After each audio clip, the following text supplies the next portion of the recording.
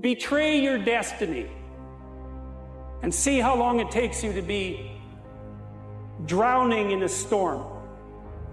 It'll happen immediately, and of course it will, because what's calling you to be your best is exactly the thing that's pushing you forward to manifest yourself most fully in the world. It's what you need. You run away from that, the boat's going to start to rock very, very quickly.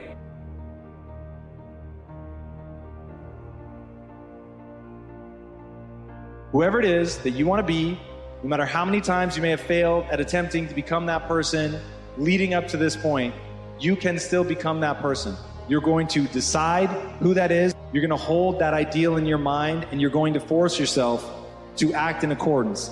You are going to tell people what you're up to. And if you really have some, you're going to tell people that want you to fail.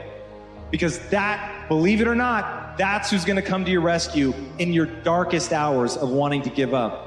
It's going to be remembering that out there is someone who's laughing at you, who wants you to fail, that's talking behind your back about how you're never going to achieve it, and then imagine how rad it will be when you actually do achieve it.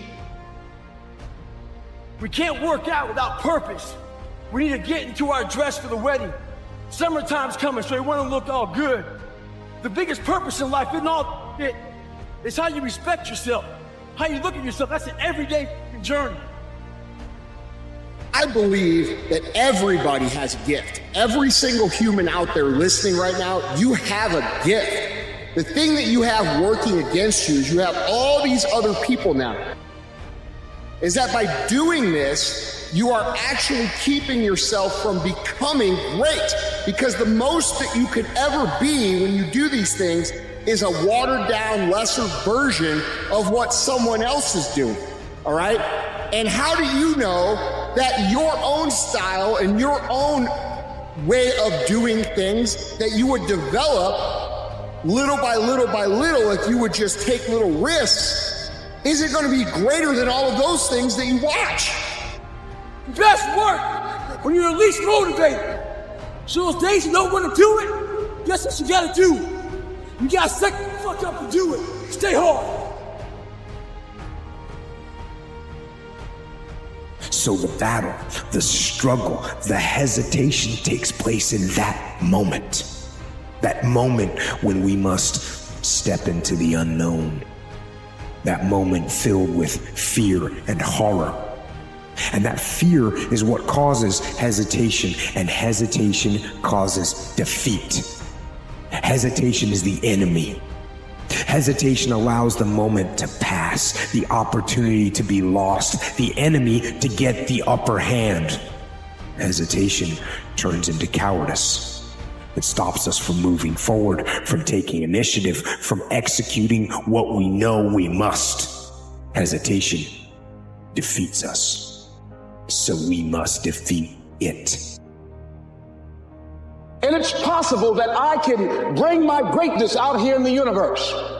That I can do what I want to do. It's possible. I can bounce back from adversity and reinvent my life. It's possible. Regardless of where I am, the things can get better for me.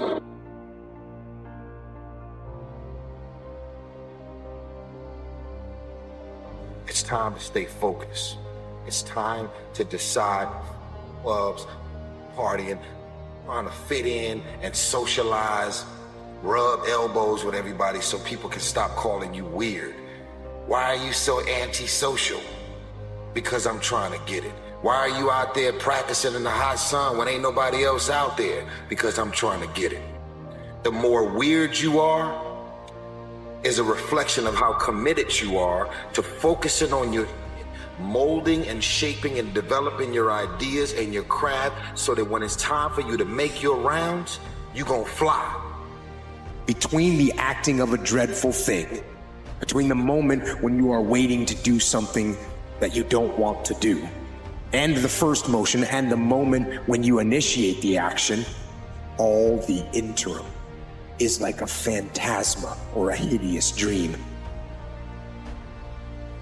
Well, what does that mean? Well, what else would come out of chaos? You know, if you fall apart and then you put yourself back together, what is it that comes back out? Well, at least you're in better shape than you were before, you know, and then maybe you do that 20 times in your life, or 50 times, and you do it voluntarily.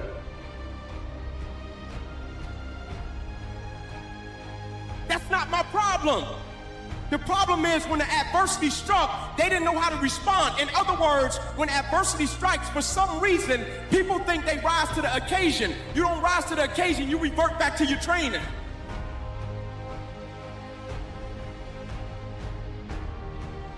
Meaning your core, your essence, who you are as a person. When adversity and opposition strike, you can't turn into the beast. You already got to be the beast.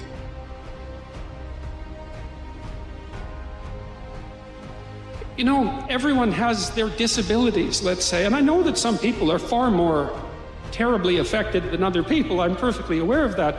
But the question is, what do you do about that? And what you do is you set yourself up on your damn crutches and you struggle up the bloody hill.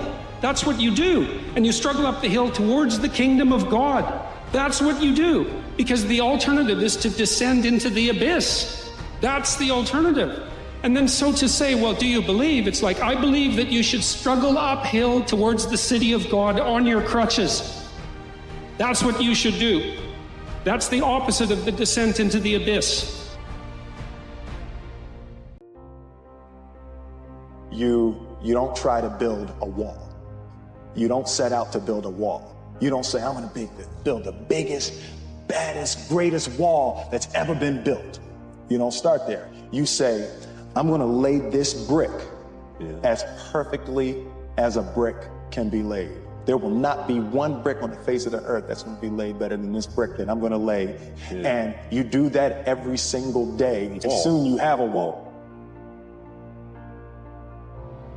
You don't have to force yourself or motivate yourself to think negatively, to be depressed, to hate somebody, to want revenge, to want to get back at somebody. Your mind is on automatic. It will do that by itself. Always something there to build a case on why you can't move on, why you can't grow to the next level, why you can't begin to manifest your greatness, why you can't begin to live life on your terms.